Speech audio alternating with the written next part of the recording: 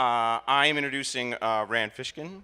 As many of you are likely well aware, Rand, or as he is more commonly known as I'll get the title right, the Wizard of Moz, is the founder and former CEO of SEO software startup Moz. Founded, I think it was in 2004, Rand led Moz through many of the twists and turns that startups and emerging business face, from fundraising rounds to acquisitions to rebranding to lots of different great activities that many face as they through the lifeblood of a startup company.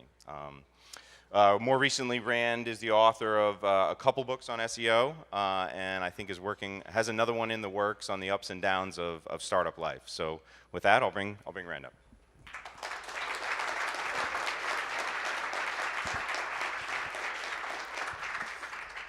All right, thank you very much. So, first a little tech support.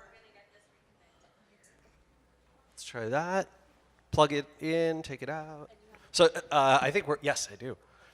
So we're running just a couple minutes late, but we're doing fine. I was in Italy speaking in Milan.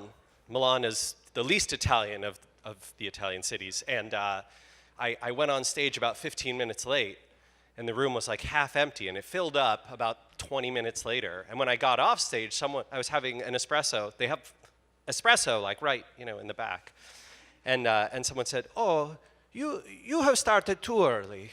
You must be respectfully late." Okay, sorry, I'll be respectfully late. So I'm very thrilled to be here, and I'd be even more thrilled if our clicker worked.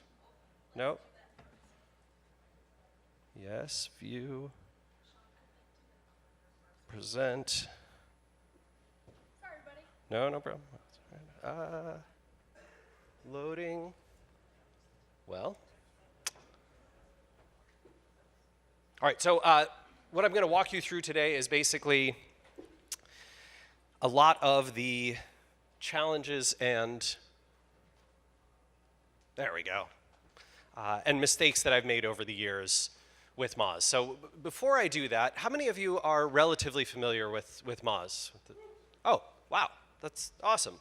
More than half the room, that's terrific. Okay, well, I'm gonna give a brief history for those of you who don't know, and I'll do that in graph format. So this is essentially Moz's revenue over the years, and I dropped out of college. This starts in 2005, but I dropped out of college in 2001, and from 2001 through 2004, we made negative revenue. So I've not illustrated that on this slide. No, I'm serious. We were $500,000 in debt at the end of 2005, and barely making any money. And that was a really, really stressful and hard time. My co-founder at Moz is actually my mom, Jillian. Mom and son co-founder, by the way, the least likely venture capital-backed startup combination in the world. I'm not sure how many of those there are, but you can basically see here in 2007 we launched software, which is what Moz is known for today. It was an accident. Matt, our developer, there were basically three of us for a long time. Matt and I had this idea like, well, we've got these tools that we built for ourselves, and I want to show them off to my friends, so let's make them accessible to everyone. Oh, we can't, the server bandwidth is too much. Okay, fine. What if we put like a little PayPal subscription, and you have to PayPal us $39, and then you'll get access to our tools. And then by the middle of the year, when that was doing as much revenue as all our consulting business, we went, hang on a sec, I think there's a business here. We didn't know what SaaS was. We didn't know what venture capital was. We were totally clueless. And yet, a few years later, we actually shut down the consulting business entirely in 2009 because that software business was scaling so fast. So we did raise one round of funding. That was at the end of 2007, $1.1 million from some local investors in Seattle. When I got an email from Michelle Goldberg from Ignition Partners, I Googled venture capital. I was like, wait, what is this? I gotta figure that out. And then we ended up raising around. In 2012, I raised another round of $18 million, and quite frankly, spent all of it with virtually no return. Invested it extremely, extremely poorly on all sorts of things. Some acquisitions that didn't really go very well, and some things that took us off course, and moving off of Amazon's cloud, which took us a year and cost us about $15 million, only to find that Amazon's cloud prices like cut, by what, 80% over the next 2 years? Oops, law of the cloud. After that 2012 round, we did what a lot of founders think they're supposed to do at startups, which is you try and go bigger, right? You try and address a bigger market. And that was not a wise plan for us and did not go well at all. I say did not go well at all, right? You could certainly imagine a less pessimistic person standing up here and saying like, boy, that looks pretty good. That's a good looking chart. Going from zero, $500,000 of debt to $46 million in revenue seems like maybe that's okay. And I would generally agree, with the caveat of this. This is one of the frustrating truths of the venture world. If you're a venture-backed startup, these years are fine, right? Basically 300K up to 30 million, that's fine. When your growth rate slows below about 20-25%, you're really not hitting your needs. And given that Moz has raised a total across all the years of $29 million, it needs to return somewhere between 180 and $300 million, right, to our investors, right? That's their model. Otherwise, it's basically just considered a flop. Like it was not a great investment for venture. And hitting those numbers is incredibly hard, which is why, I'll show you some stats later, many, many startups fail. So Moz pursued this sort of multiple product strategy. It was very challenging. Last year, you might have heard, we did some layoffs, and as part of that, I actually had a frustrating, sort of nasty fallout with my leadership team, and so in February, I will be leaving Moz, which is very sad for me. This company that I built with my mom and have loved for so long, but I'll try again. I'm gonna try another startup next year and see how that goes. And as part of that, I figured I would take the lessons that I'm applying for next time and share them here with you all today. I mean, Moz is by no means a failure. My wife and I still own a quarter of the company. We're very much hoping, touch metal, knock on wood, that it continues to do well and continues to grow. But there are a lot of things I would do differently next time. So, you've probably heard a bunch of these, but I want to focus on them. The MVP process, right? The lean startup process. There's actually a bunch that I love about this. I really, really love Eric Ries's thoughtfulness when it comes to building a lean startup. What I don't love is how the MVP, I think, has been perverted and taken to be something that companies should launch publicly consistently. I think that's actually a terrible, terrible idea. I'll show you why. So at Moz, many, many times over the years, we have launched MVPs. And what happens when you launch an MVP and you're well known, right? You're well known in your space, and lots of people are looking at your tools and software, and you have competitors out there. You launch an MVP, people don't go, oh, yeah, that must be like the first early version of this, and I can see how over time it'll probably get better. They look at it and they're like, that's a piece of crap. Why do you guys keep launching crap? I don't trust you anymore. I don't like your stuff. This is not good enough. And the bar for an MVP raises over time, right? And the value of launching one diminishes over time. What's fine is privately betaing your MVP until all those beta customers are like, I can't live without this. This thing is amazing. Please launch it publicly. I'm showing all my friends. I can't wait for them to have a subscription to this. That's a great time to launch, but that is not an MVP, right? That's a pretty exceptional viable product, and that's what I would urge folks to do, especially as their companies get bigger and better known. I think if you're a tiny early stage startup, an MVP might work okay, but if you're a tiny early stage startup in a competitive space, everyone who sees your MVP will associate you with that. That is not what you want, right? Like if Lululemon comes out with, oh, we've got a new line of men's yoga clothing. Oh, well, it tears and the fabric is bad and the colors run and yeah, it's an MVP. It'll get there. No, right? The whole world will associate Lululemon's men's line as terrible yoga clothing. All right. Ooh, yeah. I don't think you'll ever find a startup adage that's more repeated than this sort of, oh, well, you have strengths and weaknesses, right? And you should hire someone who complements your weaknesses, who compensates for your weaknesses. Okay. It's not that this is a terrible idea. It's just that founders have an outsized long-term impact on their company's culture and on the people behind them. And so as a result, you get this phenomenon where, I'll give you the most common one, right? The most common one is I'm a non-technical person and I'm hiring for a CTO or an engineering leader.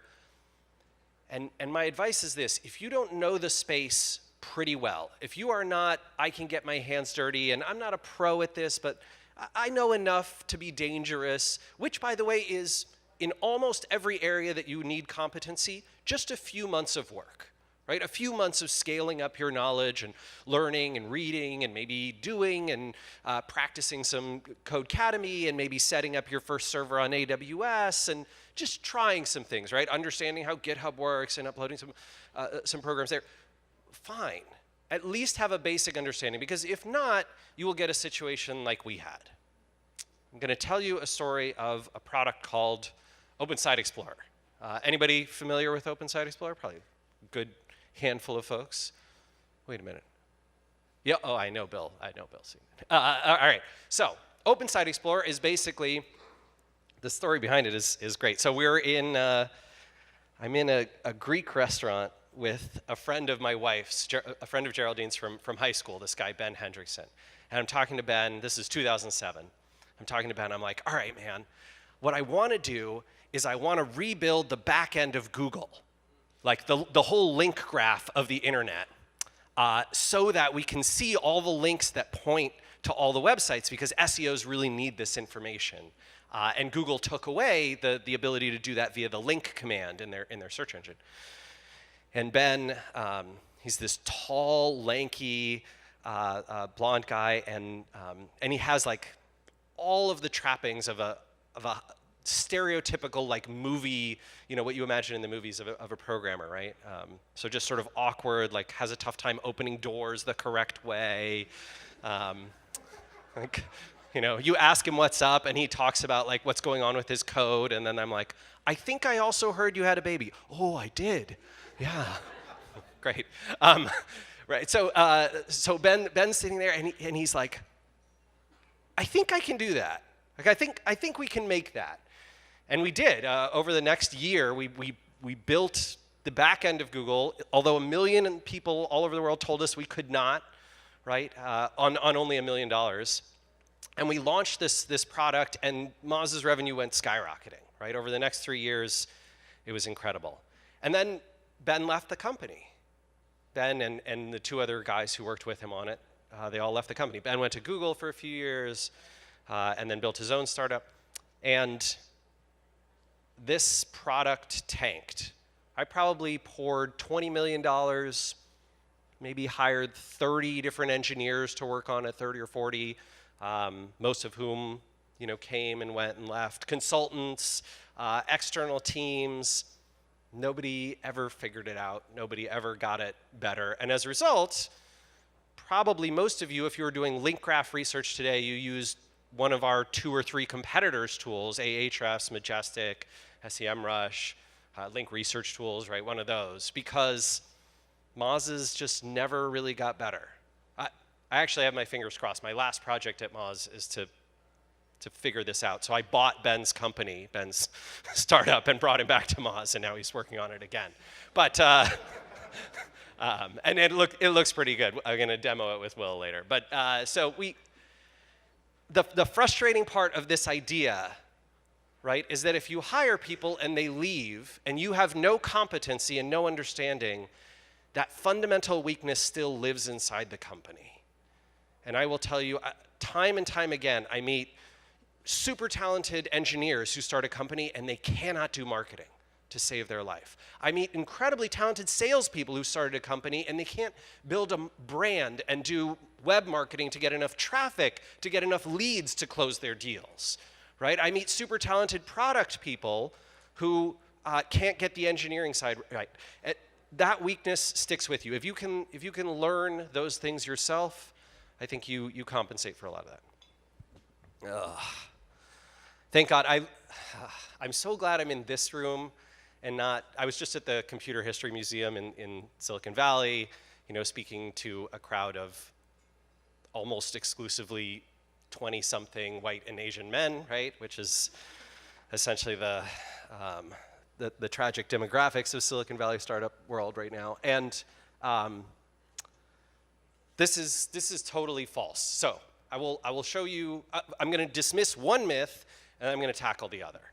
First off, 80-hour weeks are a terrible, terrible, terrible idea. So this is research from Stanford University where they looked at the productivity, so like the quality of output and quantity of output that people could produce. They looked at people who were super geniuses who guaranteed that they worked 80-hour weeks and could do amazing work.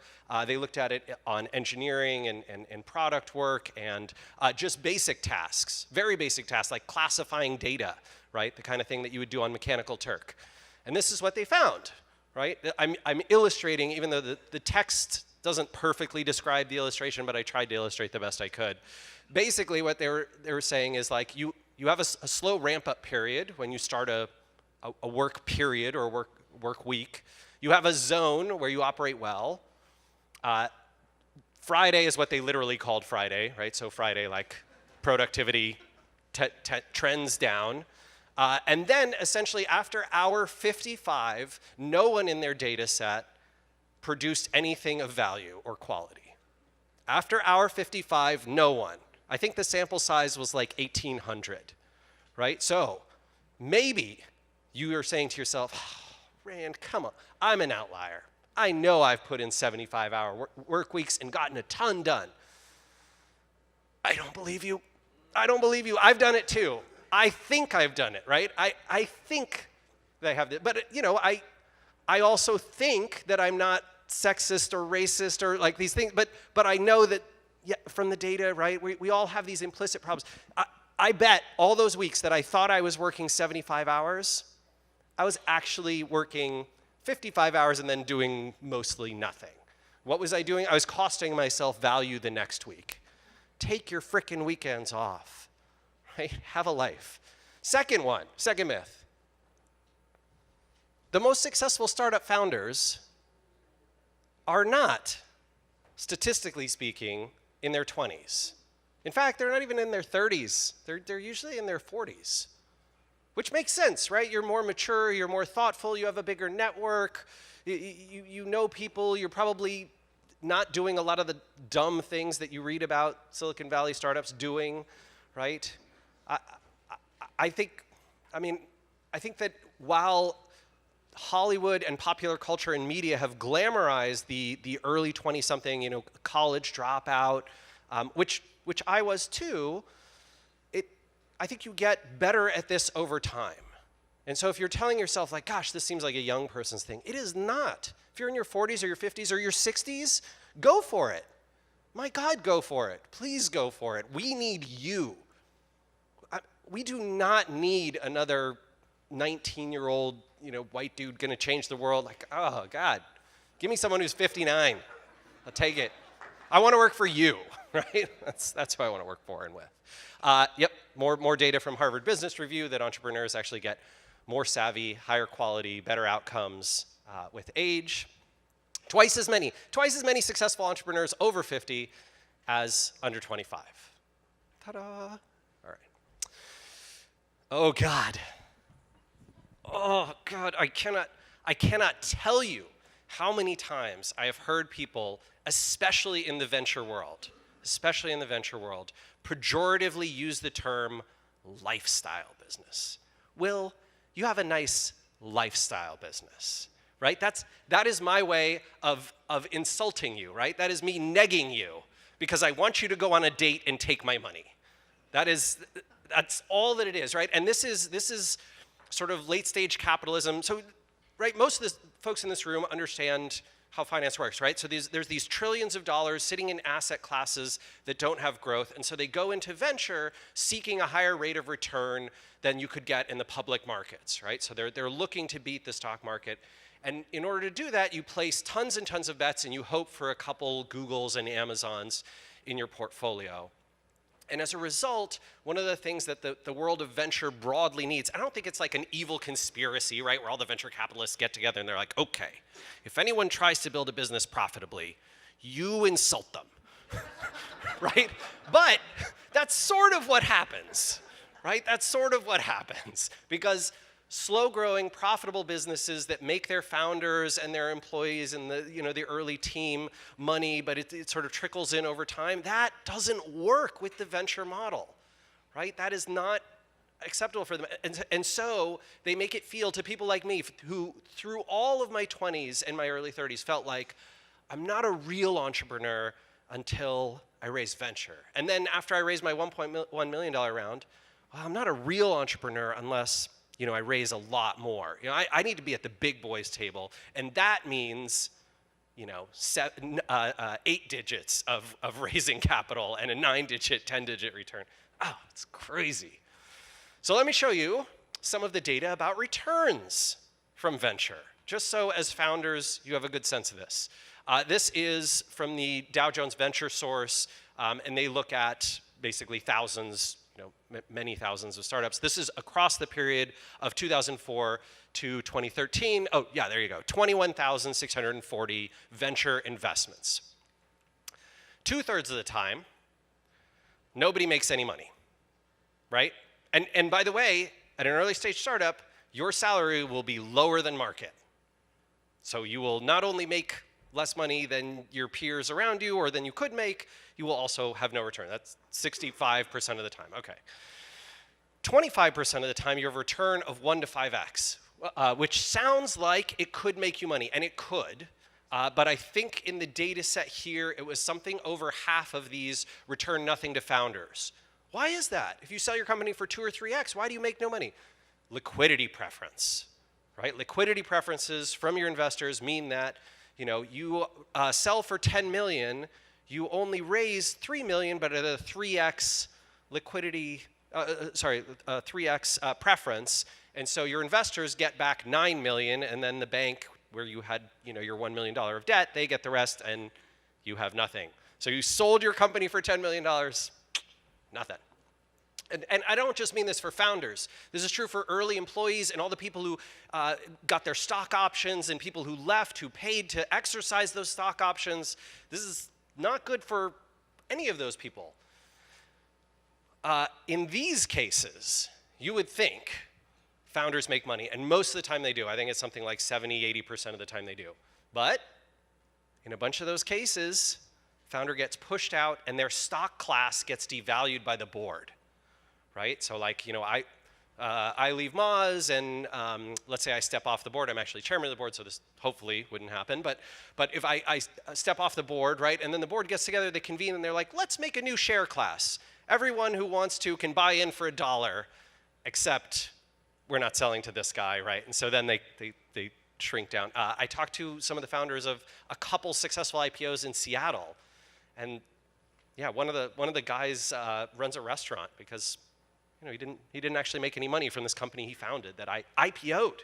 Crazy. Ooh, I don't like this one either.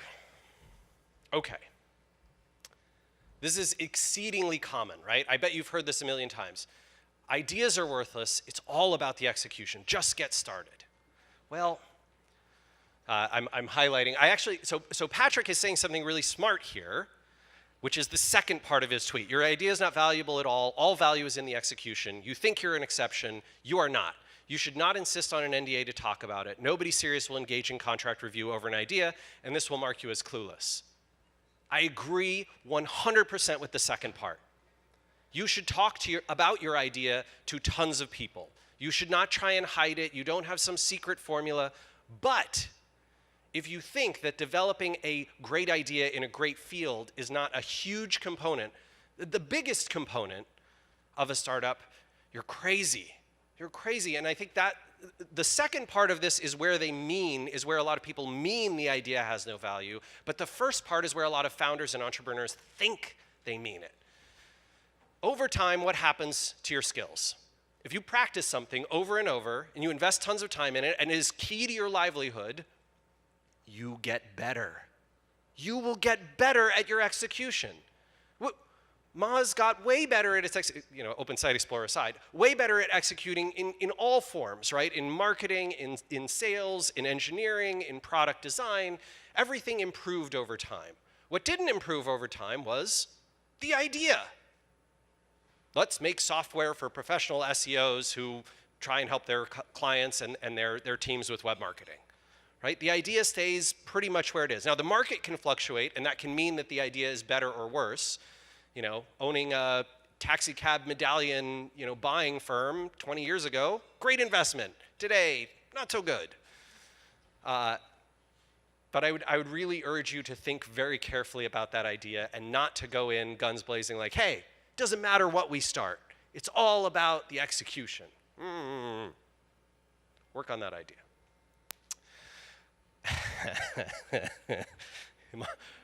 Marketing is dead. Growth hacking is the new marketing. Oh boy.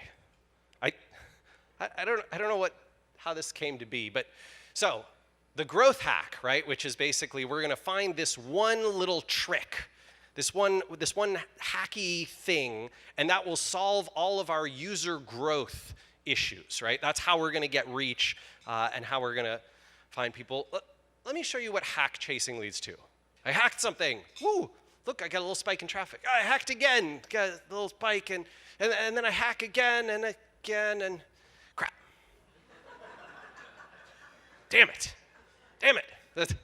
This happens a ton, right? This is exactly how hack chasing goes until you can find another one, because it doesn't build on itself. Hacks don't actually make the product better or make people like you more or know about you, right? They don't perform the basic functions of marketing, which is get people to know you and like you and trust you and want to use you over other solutions, help reach your market. I think one of the biggest problems with hacking, with growth hacks as they've been generally defined, is that a lot of hack chasing is fighting against the law of shitty click-through rates. Law of shitty click-through rates, it comes from Andrew Chen, and it's basically any time someone comes out with some new advertising platform, right? So, Google changes up how the ads look. For a little while, the click-through rate on ads is slightly higher, and then over time it trends down, right? Same thing with pop-unders, right? They worked for a while, and then everyone figured it out. Same thing with spamming people's Gmail accounts with certain types of invites. It worked well, and then died, right? And there's tons of things like this. The practice of, I'm going to buy my publicity through articles on Forbes and Fast Company and all this kind of, that's dying right now, right? Tons of people have been doing it. It's on its way through the death cycle. And lots of these things, right, exploitable, the short-term growth hacks, start here and end here. And that's why you see that sort of hack chasing. So my urge is, if you're investing in web marketing, find a flywheel. Find a growth engine that scales with decreasing friction, meaning you have to put less and less energy into it to get the same output. And as you put more energy in, it spins faster and faster. I'll give you some examples. So this is Moz's flywheel, right? We're content and SEO, right? We sort of practice what we preach.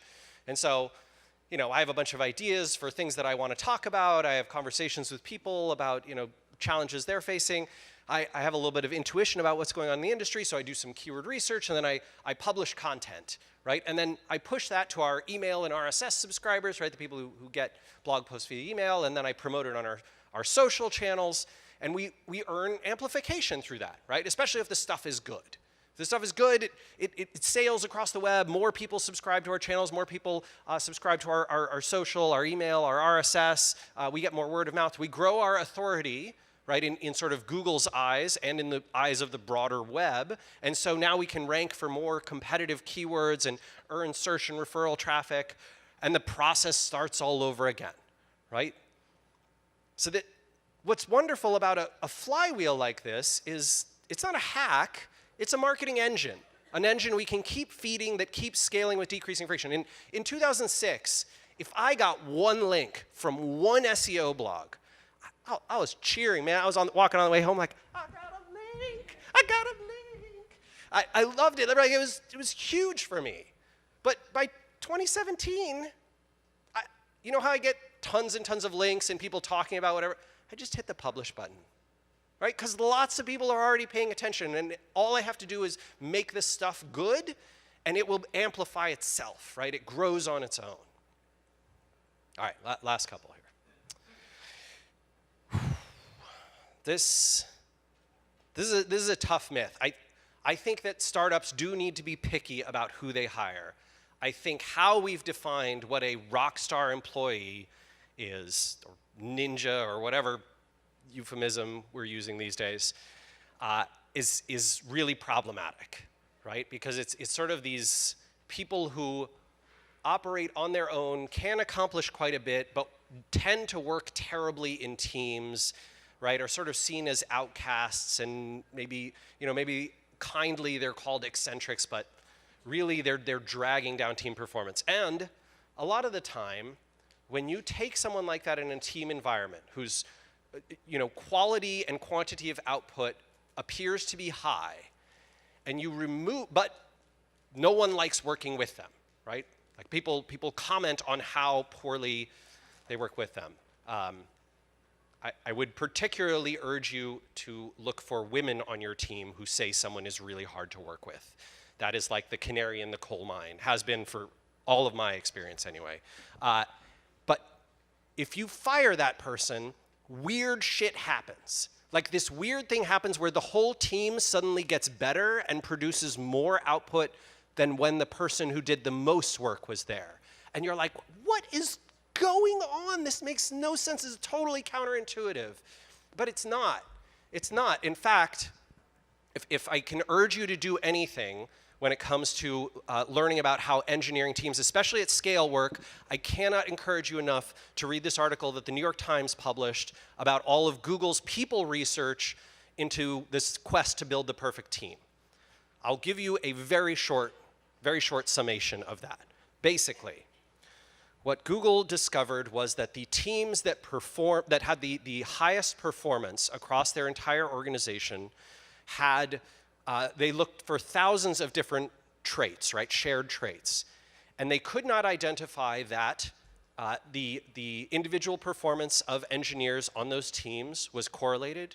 They couldn't identify that the most brilliant hires, right, the people who'd scored the best on their coding interviews, the people who had achieved the highest levels, right, Google Fellows and those sorts of things, not correlated with best team performance. What was correlated with best team performance was a factor that they ended up calling psychological safety. Psychological safety. The people working together in these teams that performed really well trusted each other with personal and professional details. They liked working with each other. They felt safe. They felt like everyone on their team had their back.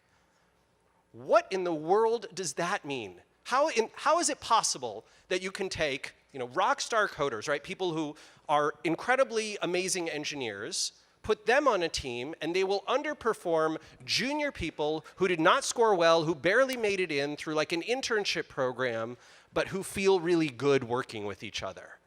That sounds crazy. That sounds like the opposite of everything Silicon Valley culture has taught me.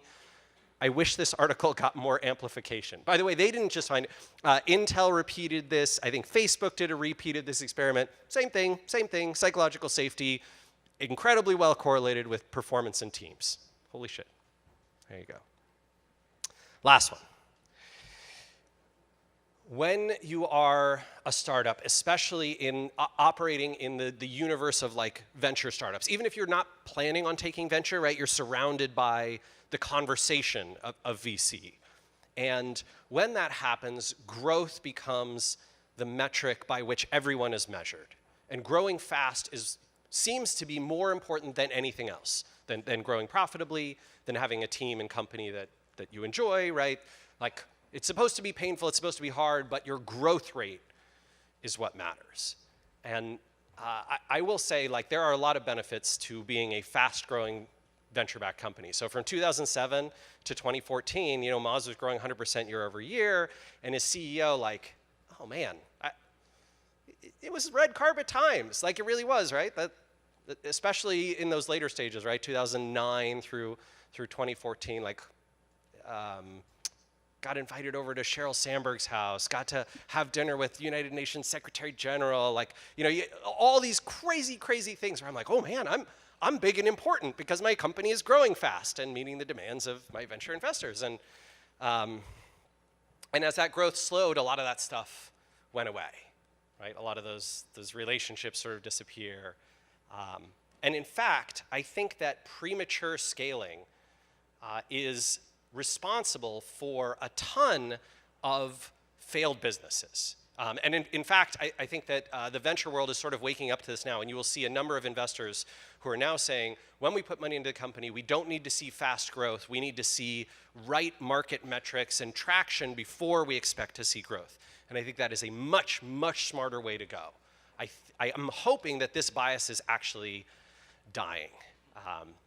And I totally agree with Bill Gurley here, Bill from Benchmark, who says, more startups die of indigestion than starvation. Focus wins. I can't agree with that more. I hope that all of you take away some of the lessons, the hard lessons that we've had.